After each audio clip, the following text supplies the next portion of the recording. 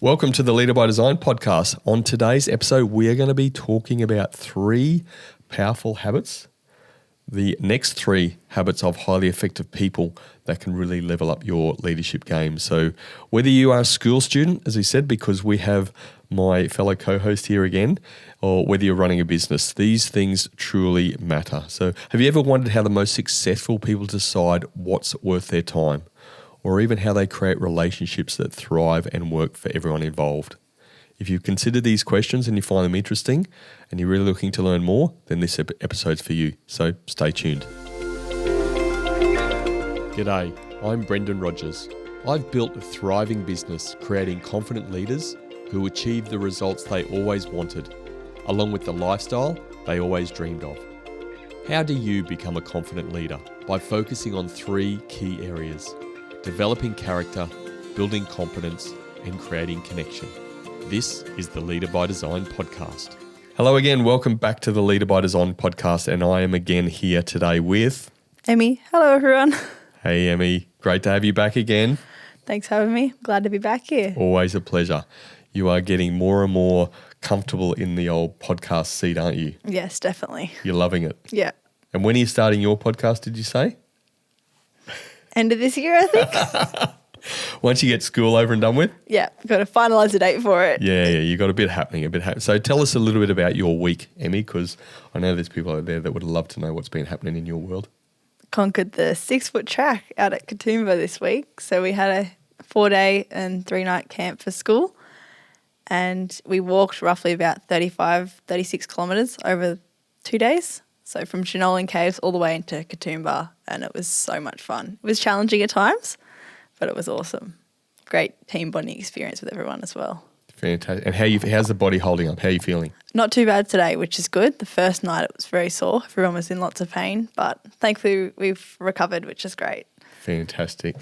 Well, good. You showed me some great pictures of the views and stuff. You also showed me a great picture of the steak that you had on the last night just to boost your protein up. Yep, good old Katoomba RSL. Absolutely. Look, you can't go past RSLs in New South Wales, can you? No, they're so good. Oh, so much actually. That's one of the things I noticed about when my wife and I came back from Queensland, and that's where I'm from anyway, to New South Wales. RSLs are so much better in New South Wales. They were anyway. Maybe they still are.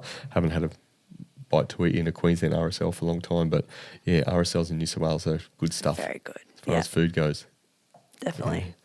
Yeah. Fantastic, Emmy. Well, was there anything that, it's the whole idea of a trek like that and what the school put together, it's sort of challenging on the body and therefore challenging on the mind. Like what did you, reflecting on that experience, like what was it that you think you learnt, or how that has maybe helped you look at leadership in a different way, or maybe you become a stronger leader, given again that you are going to be you are a prefect at your school? I think giving that positivity and that reassurance to everyone, like, we did a great job, guys. Even if this is what you've done, like, what you've done is amazing. Like, this is a hard challenge, but we've conquered it. I think just encouraging and bring that positivity to the people that as a team, what we've conquered is great. Like, we all made it to the finish line as well. That's fantastic. And we also spoke about, in earlier episodes, about your working geniuses. So the working genius of... Galvanizing one. And the other one is? Enabling. Enablement, yes. Enabling, yeah. Absolutely. So the things that you spoke about and the things you're able to do on that trek were galvanizing, like getting people excited, like, well done, look, we're going to finish this together. This is so cool. And so it's hard, but imagine the satisfaction at the end of that. So cool. And then I know you spoke about, a couple of people on the trek who you're able to support and help them and give them that extra pep up, that inspire with Emmy approach. So you got to use your geniuses through the week as well. Definitely. I think they came in lots of times. Very handy. Absolutely. People like you on a trek like that are very, very useful. Galvanizing people are getting excited about it and just supporting them and helping them finish and keeping them pepped up, so to speak. Yeah, I think so. Love it. Well done, Emmy. Well done. Some people probably turned around and said, Emmy, I'm just bloody sore. Can you leave me alone? Yeah, definitely. There was a few of them. Yep. Yeah. Oh, fair. Well, my week, if anybody cares. So I had my first skin cancer checkup this week. First, I'm 49 years of age, lived in Australia for a fair chunk of my life, and I've never had one before. And unfortunately, I just had to get a biopsy. There was one little area that he just wants to have a look at. I don't think it's anything serious. He said it's probably not anything serious, but just to be sure. So I've had a chunk taken out of my neck, which is a bit weird, but anyway, all good. It's all right, yeah. And then the other thing that happened even more importantly is that we had our opportunity to run the Connection Bingo event for ET Australia in the week. So I hosted the alumni spotlight event. It was a bit over a couple of hours with the team. And we had about 50 odd people there, a mixture of staff and alumni from their secondary school and from the adult training college. And Emmy, what you had a massive part in helping create the Connection Bingo card. It worked fantastically. That's great to hear. So thank you very much for what you did there. You're welcome. That's all right. Your team ideas effort. and it was a team effort, but I'd never done anything like that before with, in this sort of environment. I've certainly hosted events, but just, putting a slightly different spin, providing a bit of structure to these young people that have, various challenges, which is why they're at a school like that. Mainstream school doesn't work so well for them, but they're thriving. God, I get so much energy from talking to young people, like yourself. And I love sitting down having a chat with you, but so much energy learning their stories. I interviewed a couple of people in the night for their alumni spotlight, and two wonderful young ladies sort of making their way in work. One of them's developed their own business, a mortgage broking business. So Britt and Bree, well done and congratulations to you. Such inspiring stories. It's so much fun. Yeah. So much fun. So yes, you are going to have a go at the Connection Bingo with your classmates next week, I understand. Yes, that sounds like the plan. Looking forward to it? It should be really good. Yeah, you'll do fantastic. You'll Yeah. get them all excited about it. Yeah, for sure. Awesome. All right, Emmy. Well, let's go into our main topic of today, which is The third, fourth, and fifth habits of the seven habits of highly effective people. absolutely Yeah. awesome. So what's our first habit? Our first habit is put first things first. So the first habit that we're talking about today, but it's number 3 of the 7 habits of highly effective people. Yes. So Emmy, how about you give your spin on that third habit? Yeah, I think, well, it sort of says it in the thing, putting first things first. So it's sort of like there's an analogy which is big rocks and little rocks. So say you have a jar and you try and fill up it with sand first and then you put all the big rocks in. There's a chance the lid won't fit.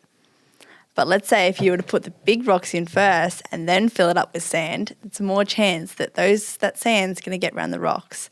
So you've got now put it into real life, you've got your big priorities, and around them you want to schedule your little priorities. But you want to make sure you're always putting the more important things first, making sure it's important as well over little priorities. I like that. Great analogy. And we talked a little bit about being proactive versus being reactive. And being proactive is the first habit that we spoke about last episode. How does be proactive link to this habit? I think being proactive, if you've set aside time, let's say for yourself, because the first 3 habits are more about yourself and the habit of personal management, and that's your 40 minutes aside where you have some downtime, watch some Netflix or something like that. Somebody asks to do something, being proactive and taking that initiative that this is my time, let's do something another time. Like this is my big rock, but I can schedule it around this as well. Absolutely. So being proactive means that you're making a deliberate decision to focus on the things or the thing that is more important for developing yourself so you can do better in your schoolwork, or you can get this assignment done in a better way, or if you're a business owner, that's something that's taking your business forward in a strategic type manner, something that's going to impact the business in the next 1, 2, 3 years or something like that, as opposed to just looking at the immediate, urgent, reactive type approach. That's what you're saying? Yeah, basically. Excellent.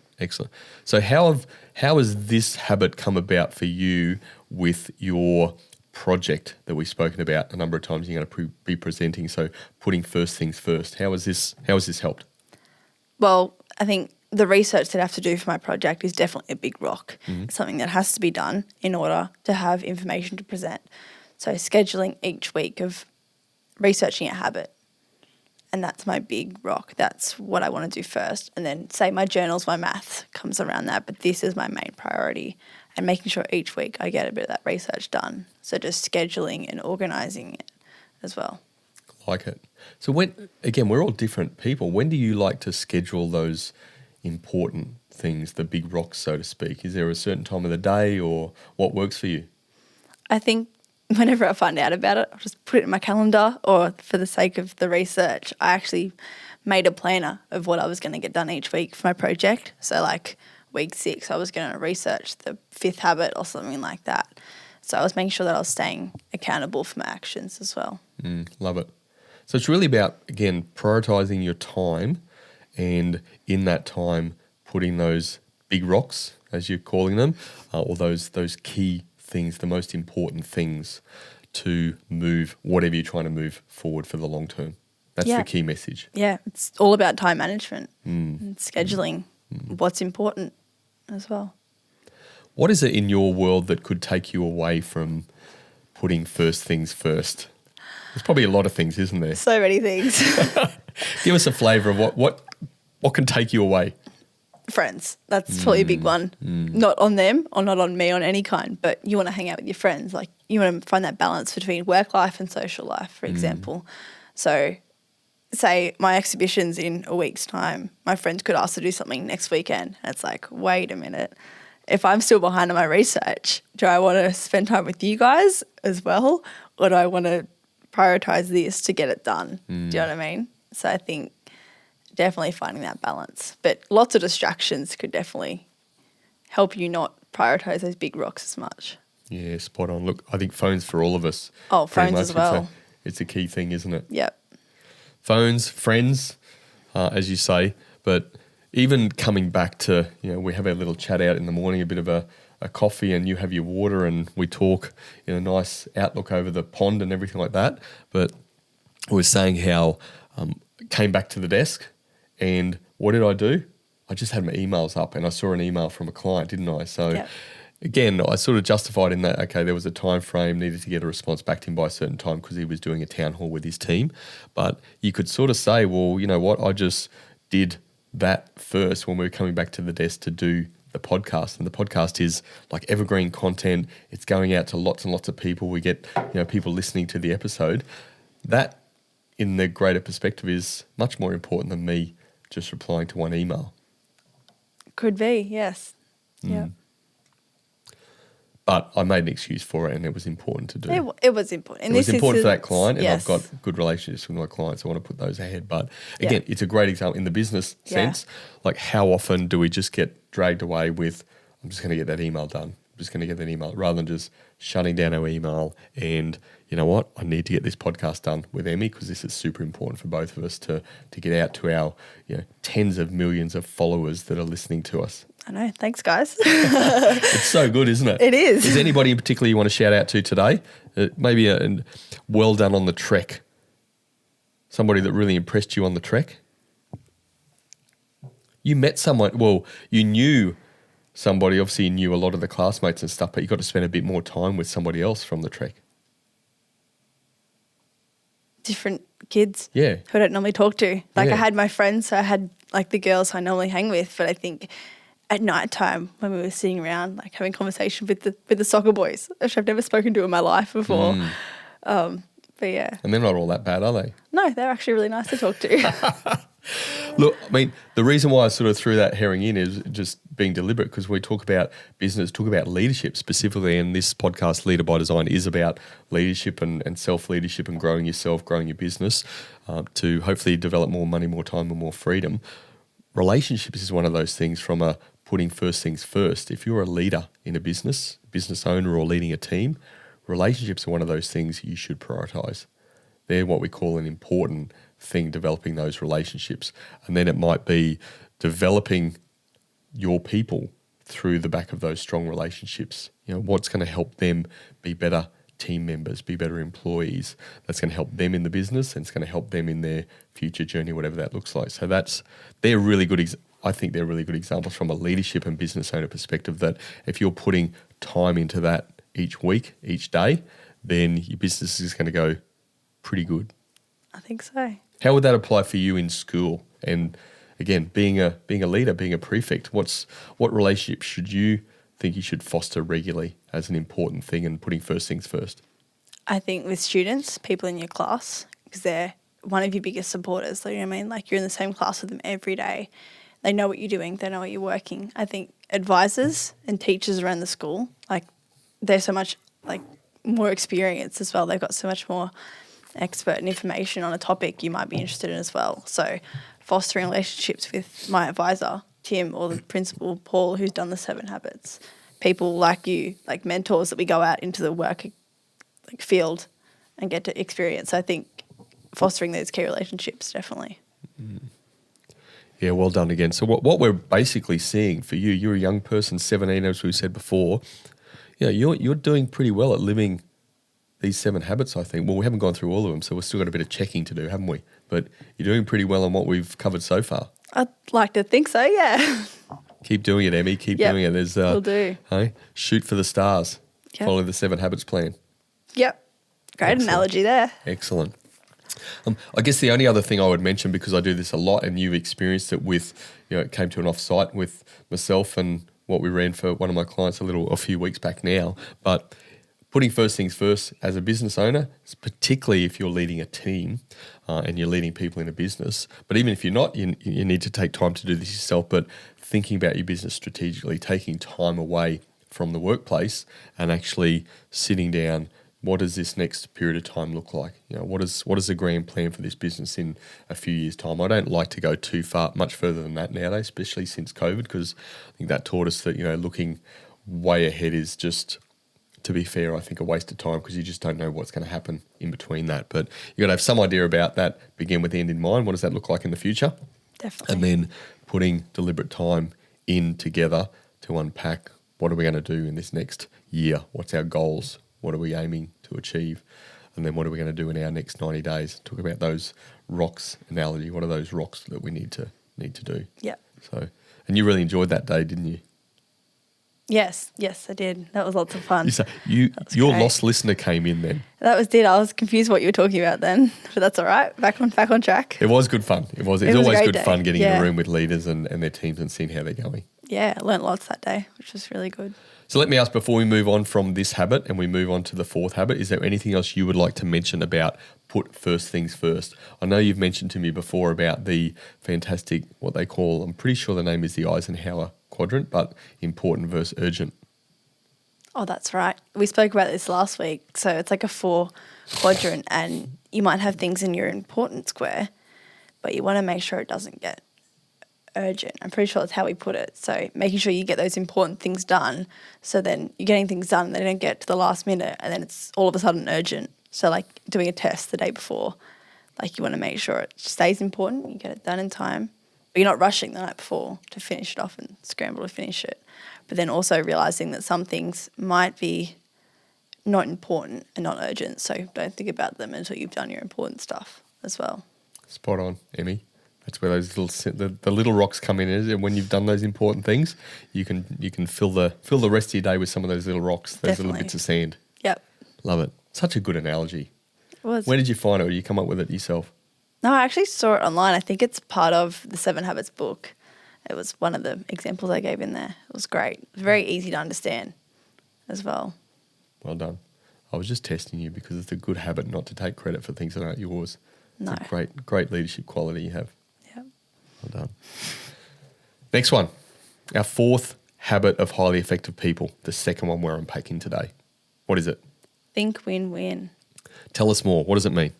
This one is the habit of mutual benefit. So making sure that I'm not completely getting something from it, but making sure both parties are getting something from it and not someone's walking away and getting the short end of the stick.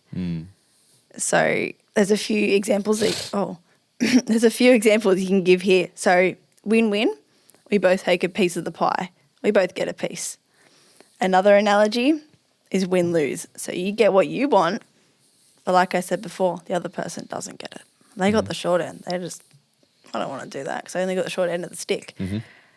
Lose-win is the nice guys. So the doormats, in this instance, you're always letting people walk all over you, say it with their opinions or things in a situation, just letting them win or the argument and being like, oh, it's okay. It's all right. We'll do it next time. But you know what I mean? Not voicing your opinion as much. And then the lose-lose. Well, if you go down, then they're coming down with you as well. So I think this habit's all about finding that agreement in the middle and that mutual benefit of both parties. Yeah, well said. It's really making sure that as a fundamental, like success or achieving success, having success doesn't have to be at the benefit of somebody else's detriment or not success. So that win-win and having that mindset about how can we make this, like I think you said, like a mutually beneficial relationship. Yeah. What about our relationship, Emmy? You know, I really like spending time with you. You're fantastic everywhere. You ask great questions and you're learning lots. How is our relationship a win-win? Like, how is it a win for you? I'm learning so much. Like, I might walk away from this 8 weeks and I might be like, oh, I want to start my own podcast. I want to be a leader person and help businesses out.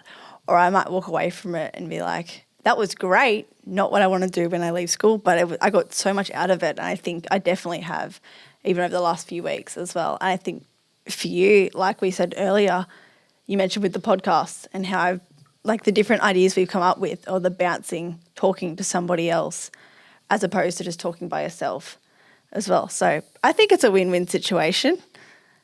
Hopefully it's the same on your point of view, but I think it's definitely that. Yeah, it's definitely a win-win. And I would have, if it wasn't a win-win for me, I would have said no thanks. Yeah, so that's very true.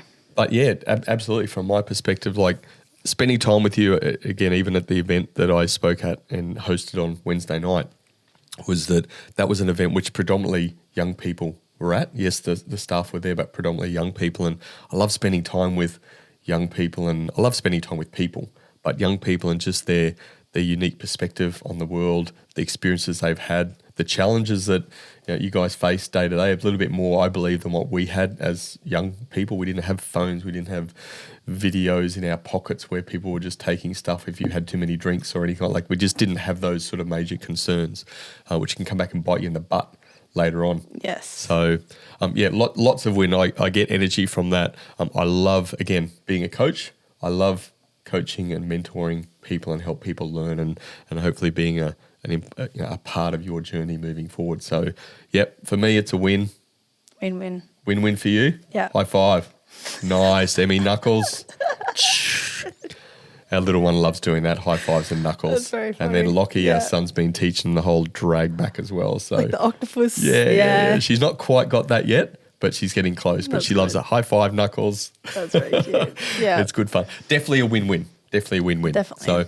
So if we talk about leadership development, so really the habits, or talking about win-win, that we want to make sure as a business owner or as a leader, and if that leadership role involves owning a business, that we're working with our team and making sure that the goals that we're working with, whether they're growth goals, whether they're development specific for technical development goals or whatever they are, but they're also aligning with what the business needs. So not as only if you're here today, we're setting some goals over the course of this journey, that's helping you, but then how is that helping sort of the organisation, let's say my organisation as a whole? Well, I think, again, being in this podcast, we're sharing this, we're letting people know what that's about. So there's, another example of win-win. If you're a business owner in the organisation, just make sure that, and I don't know how many times I've heard this, let me get on my soapbox a little bit, and I've done it myself in the early days of leading people, but there's this whole outdated thinking about performance reviews every year. Crazy stuff, but I'll talk about that on another podcast. But often there's a section about training, what training you're going to have, and people just say, they just send them on an Excel course, or they send them on a Word course, or they just send them on some course, which these courses are great, but there's not always a direct link, often not a direct link to their own development, how it's going to help them in the role and all that sort of stuff. So again, I would say, well, that might be a win from, it looks okay that they're going on a course, but the lose is, well, how is it actually helping them, and actually how is it helping the business as a whole? So again, having that two-way conversation, understanding what you're wanting to grow and develop in, me understanding that a little bit more, and this is going to go to our next habit, isn't it? Then then we can understand what things are about and we can make some better decisions about what a win-win scenario looks like. Yeah, Does that make sense? definitely. Awesome. So we don't need to edit that bit out that I've just said. No, we don't. That's good. Yes, that was great. I'm just joking again, Emmy. You just, like, I'm not even funny. I'm trying to catch on here. You I'm are, trying to understand. Maybe by the last episode you would have caught on to my stupid sense of humour. Hopefully, yes. All right, but before we go on to the next one, which I've sort of led into, our fifth habit and the third and final one we're talking about today, but in regards to Think Win-Win, is there anything else that you think we should mention? Is there anything you'd like to mention about Think Win-Win? I think just another point that I've written down here is that win-win, which is a quote unquote that I'm reading this, is seen as a cooperative arena and not a competitive one. So it's a frame of mind that constantly seeks that mutual benefit. It's not, like I said before, that win-lose situation. It's like being empathetic and having a bit of sympathy for someone, but also being confident to stand up for yourself and not letting them walk over you. So it's all about balance, this habit, finding a bit of a thing in the middle. Love it. And you actually just prompted my thinking about the win-win side of things is more about abundance. If you've got an abundance mindset, then you are looking more for the win-win. It's not okay, scarcity is really about someone winning and someone losing. Abundance is about, the pie is big enough, we can work through something, we can understand each other enough, and we can look for those win-win solutions. So great point, and thanks for jogging my memory. Yeah, that's all right. Let's move to our next one. Sounds good. What's our fifth habit of highly effective people? Seek first to understand and then to be understood. Nice. So I led into that a little bit before. What's your take on seek first to understand, then be understood? So this habit here is the principle of respect. So it's all about listening and understanding to people. And when you are listening, even when I'm listening to you talking on the podcast, it's how can I understand what you're saying before I come up with a solution or something that I'm going to reply back with. I think a lot of this is about we problem solve before understanding what the problem actually is. So it's all about the different types of listening and listening before we speak and not just getting our point across halfway through when someone's talking as well. Love it. Geez, you're getting really, really well at articulating yourself around this stuff and lots of research you've done, so well done. Around listening, really fundamental, as you said, around this habit. We did a little exercise with you a couple of weeks back. Yep. I think we even spoke about in one of the earlier episodes, but a mate of mine, Oscar Trimboli, who's the deep listening expert, he's got a lovely quiz on his website. It's only 30 Aussie dollars or something, like super cheap for the value you get. What was your first listening villain or your most prominent listening villain after doing that assessment? A lost listener. A lost listener. What does that mean? What do you get lost in? Everything. Get so distracted when someone's talking that my mind will just wander and think about work tonight or what I'm doing over the weekend, not actually focusing on what you're saying or what somebody's saying to me. I'm just thinking about other stuff. And that's when you get to the end of what someone's saying, it's like, what did you say? And I think even just saying, okay, I was lost, but I'm back now. Do you mind just like repeating that last thing as well? Absolutely. Yeah, so how does being the lost listener in your side of things affect your listening? What do you have to be mindful of? Not getting distracted or not going off topic, just focusing on what someone's saying and not trying not to let my brain wander as well. Yep. And like you said before, that it's not about, or I don't think you said it's not about stopping it, but what you did articulate really, really well is when it happens, just acknowledge that.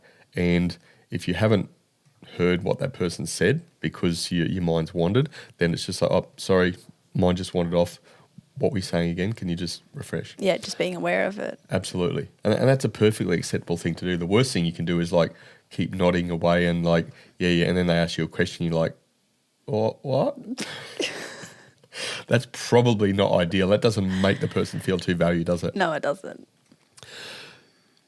Going back to being proactive, I'm not going to ask you a question about this. I'm going to say something, but if you think about me talking to you, so my primary listening villain is dramatic listener, which was your secondary. I'm not going to unpack that too much yet. You can maybe comment on that. But for me to be proactive, or an opportunity I could be in being proactive, is I could make sure I don't talk crap to you for too long at a time. Yeah, that's very true. Yeah. Because if I do, and believe me, I have a habit of doing it still because it's in my DNA, my personality. But if I talk to you for too long, I know that you're going to wander. Yep. Your brain's going to wander. Yep, definitely. So for me being proactive, if I just be more deliberate about trying to do exactly what I'm not doing now, which is dragging on. It's all right. I'm focused this time. You are, because I'm really looking intensely at you. Yes. But for me, as a leader, if I'm being proactive and I understand that one of your listening or your primary listening villain is lost listener, then giving you information in short, sharp doses is probably a much better thing. Yeah, straight to the point. Exactly. Yeah. So if I'm not doing that at any time, which is probably a lot, you just tell me, Brendan, too much information all at once. Too much. Remember, I'm a lost listener. I've wandered off 10 times already. It's perfectly okay to do. Yeah, it is. That helps me. Yeah. Because I get dragged away in this stuff, and you know I can talk and get excited about this shit, don't I? And you do. When you're really interested in something you want to talk about, you just go on and Absolutely. on. If someone's not interested, they're going to be like, what?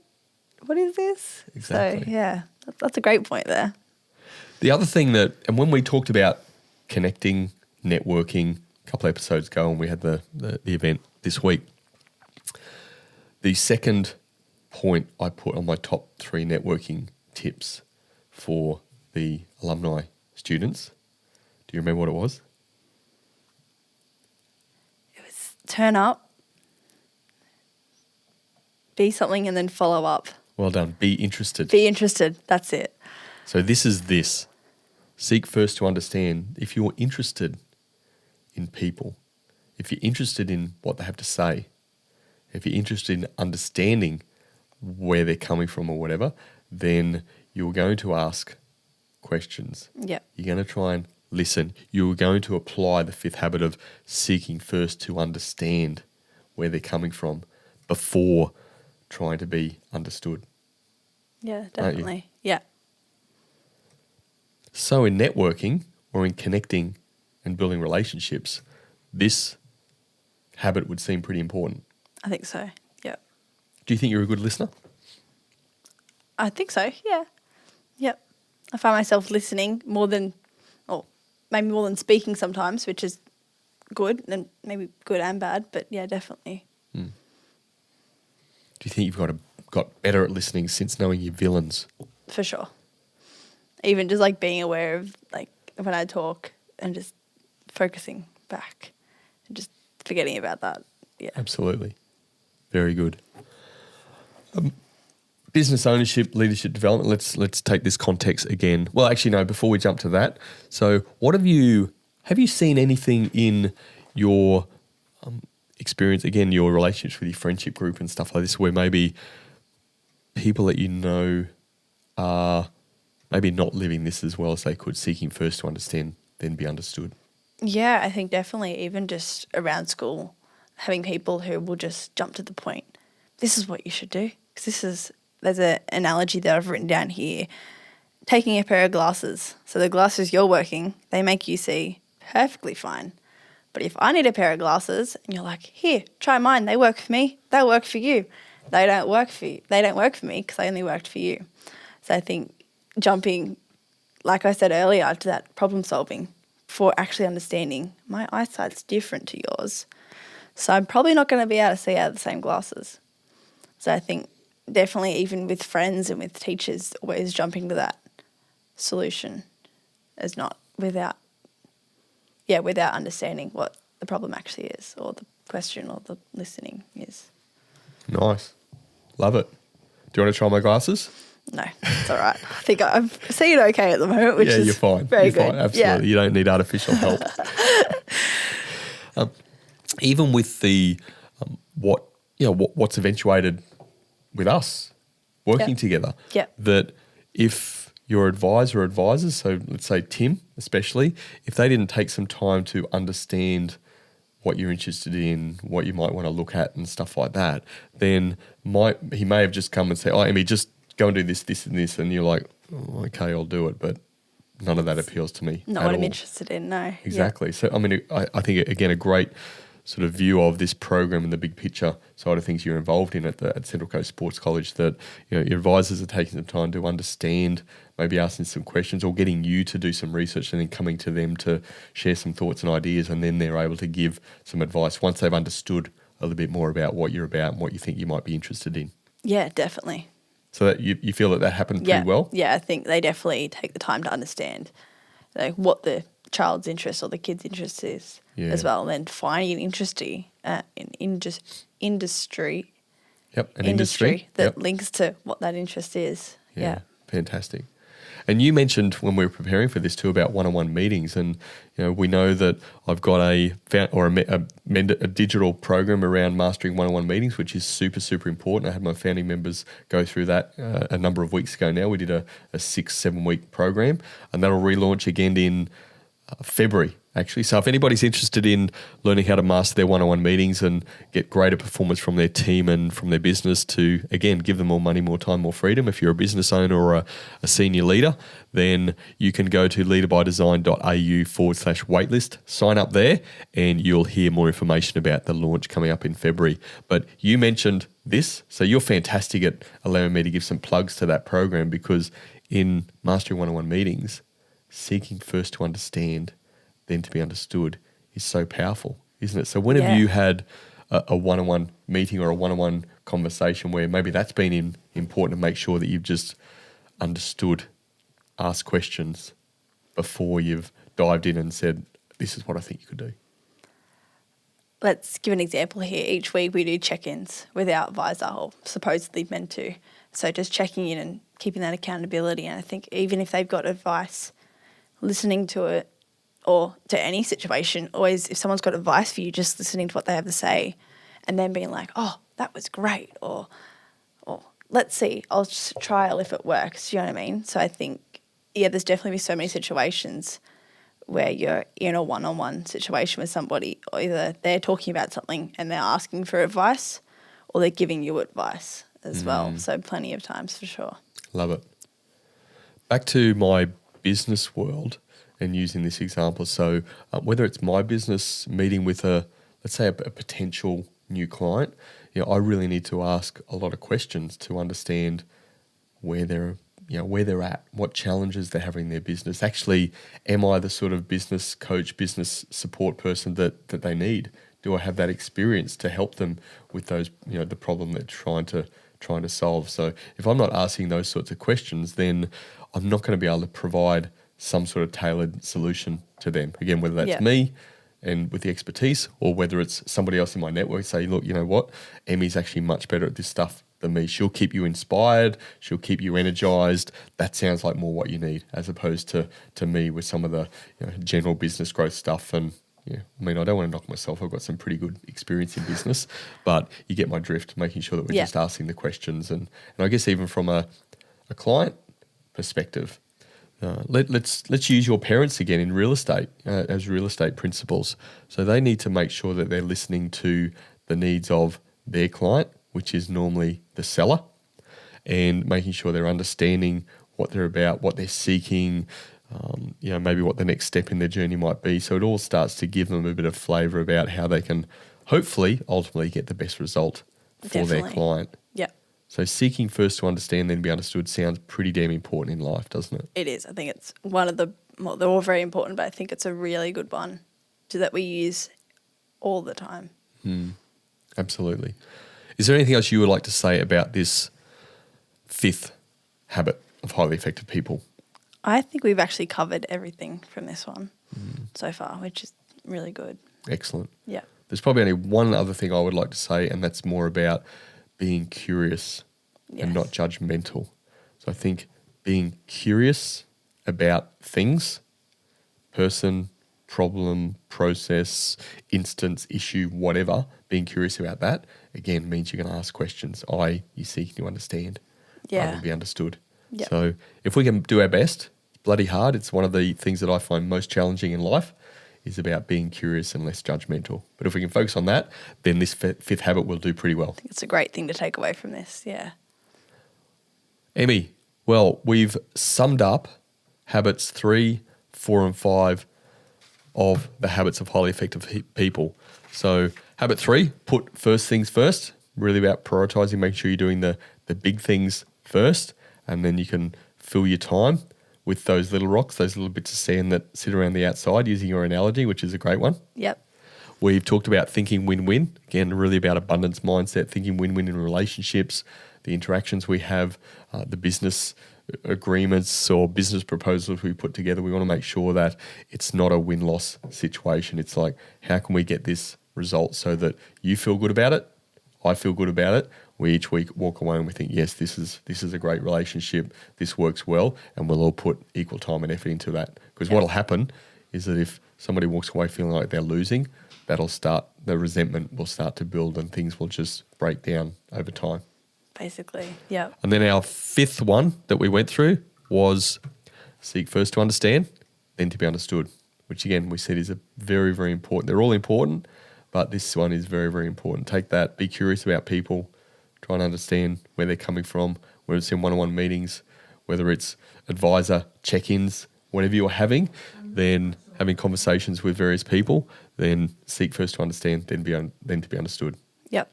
I think we've summed this up pretty well, and this has been our longest episode to date, 41 minutes so far. Well, maybe if Mervyn edits a few things out for us, then it might cut it back a little bit. But look, great conversation. I think it's been a great conversation. I think it's been a good one. Yeah. You've done fantastically well, the information you've shared from your perspective about these habits. Thank you. So in our next episode, we're going to talk about habits 6 and 7 and how important those are, and we'll start to wrap that up together. So I think we've gone well. Actually, there is one thing that I did forget, Emmy. When we talk about habits 1, 2, and 3, you mentioned something to me. And what did you mention about grouping these habits? So they grouped them in, or Stephen Covey grouped them in 3 different sections. So the first 3 habits, so 1 to 3, are about personal mastery. So building up yourself, setting goals. How can you be proactive? How can you set goals for yourself and begin with the end in mind? How can you put first things first? Like all about setting goals, being proactive for yourself. Then the 4 to 6 habits are about relationships and people, listening to people, understanding people, finding that win-win situation as well. And then the last one, which is all about self-renewal, renewal, and like reflecting on all that of what you've done as well. So I thought that was really interesting. Absolutely. Well done. That's a good summary on that side. And we also spoke, and we'll have a dig at your dad. Apparently your dad needs to be sharpen that saw number 7, which we'll talk about. We'll maybe use him as a bit of an example next week, shall we? Yes, sounds like a good idea. So we can make sure we can make sure he's going to listen to that episode, because we're going to talk about it even more. Yeah. Awesome. That sounds like a good idea. Awesome. In a very good light, I'm sure. Yes, of course. He's a good man. Emmy, well done again today. So we've unpacked those habits. Thanks for that summary at the end to help people put a bit of an overview on the 7 habits.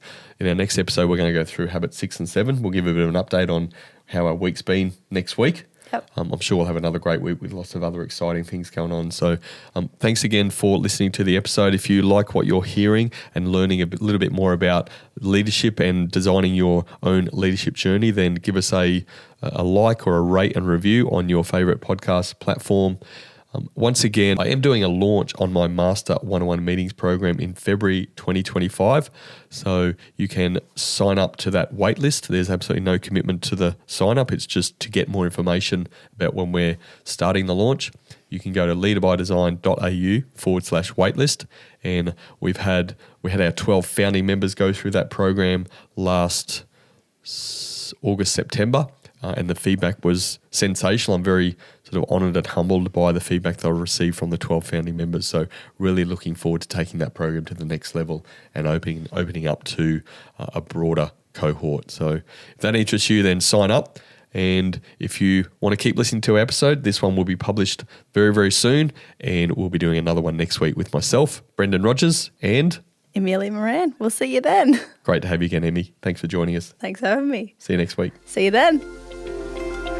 In the hybrid working world, I've seen too many business owners and their businesses suffer because of poor performing employees, leading to below average results. If you want to improve your employees' performance to deliver consistent results for your business, you have to master one-on-one meetings. The doors to our Master One-on-One Meetings training program are opening soon. I'll teach you how to improve employee performance and deliver consistent results using one-on-one meetings. To be one of the first people notified when the doors open, go to leaderbydesign.au/waitlist. Don't wait, sign up now.